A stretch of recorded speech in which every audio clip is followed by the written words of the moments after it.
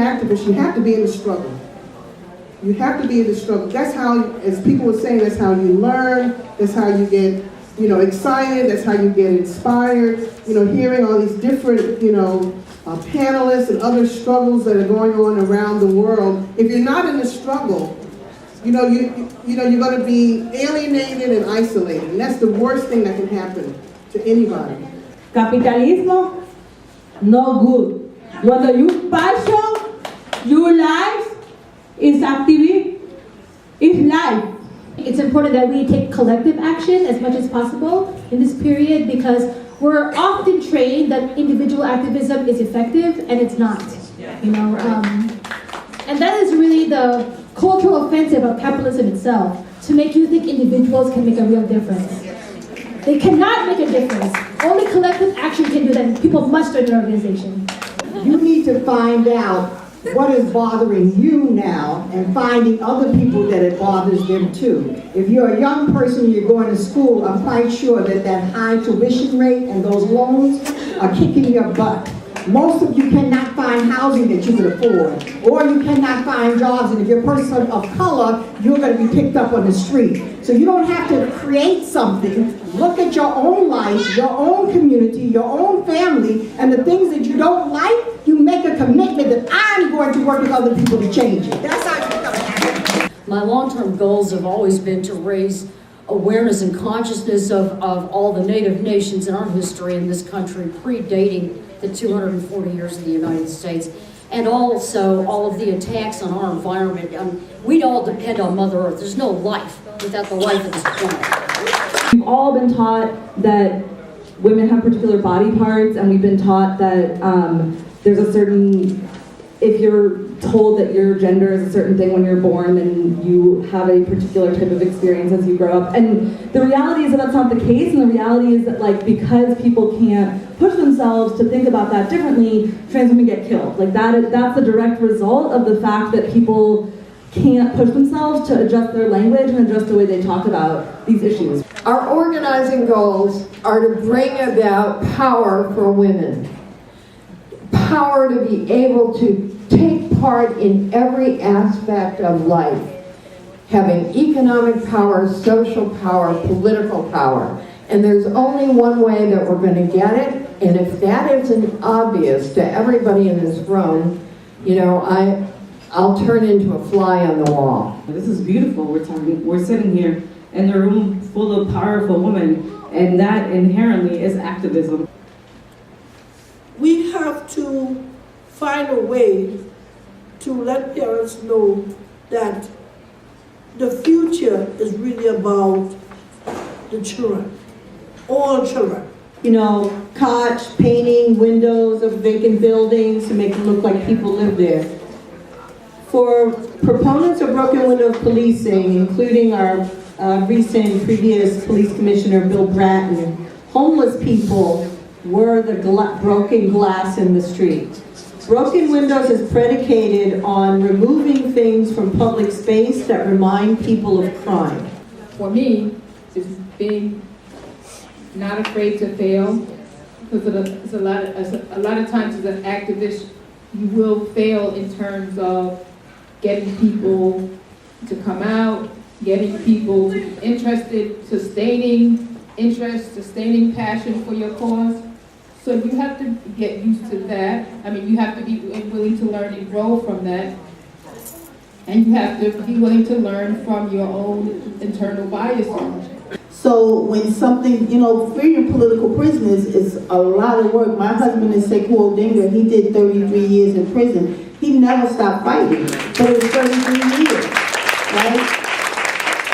So in that 33 years, how many people got tired and gave up? There were people who said they never thought he would come home. And so if you don't believe a political prisoner is going to come home, then that's going to affect your level of struggle around it. So that is a setback. What's in people's minds about will political prisoners come home? The criminalization of black resistance is a setback, because there are people who believe the demonization of the Black Panther Party and the Black Liberation Army. There are people who, are concerned about the convictions that some of our political prisoners have, because some of them have been convicted of in the death of a police officer, right? Instead of talking about people's right to self-defense, people's right to armed resistance, right? So that's criminalization. And when we talk about political prisoners, we talk about serious torture. Pedro Albizu Campo, who spent about 30 years of his life, the father of nationalism in Puerto Rico, he was radiated. He was radiated, he was poisoned. See the photographs when they allowed him to come out of jail, and then he died 6 months later.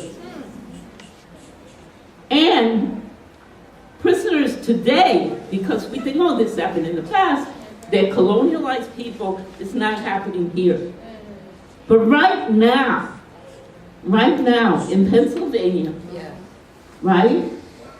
Polluted water, polluted and denied medication for something that is curable now, hepatitis C. That's the way they do it. They kill us. So think of a guy being in prison for 35 years. And people like myself, people like you, creating a movement to free him. It's a crime to even mention the Armenian genocide. And Trump has hotels in Turkey and Azerbaijan where that is attacking Armenians right now in villages. You don't hear this in the news. I was in the Armenian struggle in the war for 8 years. Whoa!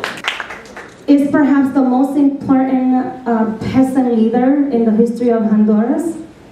She struggled all of her life since the age of 13, and she was assassinated in 2014 because of her stand for the organizing of the campesinos in Honduras, particularly the women, her role in opposing the US-led military coup in 2009, and also in the 80s, because she goes back to the 80s, organizing the people in Honduras against the Contras. We said, we Haitian, we're going to struggle, we're going to fight. Even we have that puppet president, we Haitian, the board, and over in Haiti, we said we're not going to tolerate him, we're going to struggle, we're on the street every day. And we're planning to do some march also here, in front of the United Nations, to say that puppet president, we don't want him. And we're still struggling, we're still fighting, until we die. Thank you. Pero lo otro que quiero decir, ya nosotros estamos convencidas del feminismo, del capitalismo, de que tenemos que votar a todos esos cabrones. But the other thing that I want to say is that we know about the revolution, about capitalism, about imperialism, and the fact that we need to get rid of all those motherfuckers. Lo otro, quiero comunicarles The other thing is, I want to let you know que hace como 4 días, that about 4 days ago, después de 44 años que he luchado y hemos luchado las mujeres en Chile, after 44 years of the women's struggle in Chile, pudimos meter a la cárcel a los que nos torturaron, a los que asesinaron, hicieron desaparecer gente en Chile. we were able to put in prison those who tortured us, who raped us, who killed us in Chile. That's what we were doing today, protesting that, because we cannot be silenced. We don't want more feminist videos, especially there are girls, they're being raped, and by being raped, they're 14 years old and they're pregnant because they get raped. And also I want to invite all of you, because we're having another rally for this in the 25th of March in front of the United Nations, because we want justice. What time? At 3 o'clock, because the government, the president, and the oligarchy, the capitalists, they are saying that they deserve it. Because they work for all the, this is from poor neighborhood, and they're saying that they deserve it, and they, I don't know, sorry, I can't, My heart is so heavy. But we have to, we are the community, we are in New York, and we have the chance to go to the United Nations, and we have to demand that they do something for all these girls. Because also, it's not just them. It's all the people that's being killed, all the women that we're killing around the world.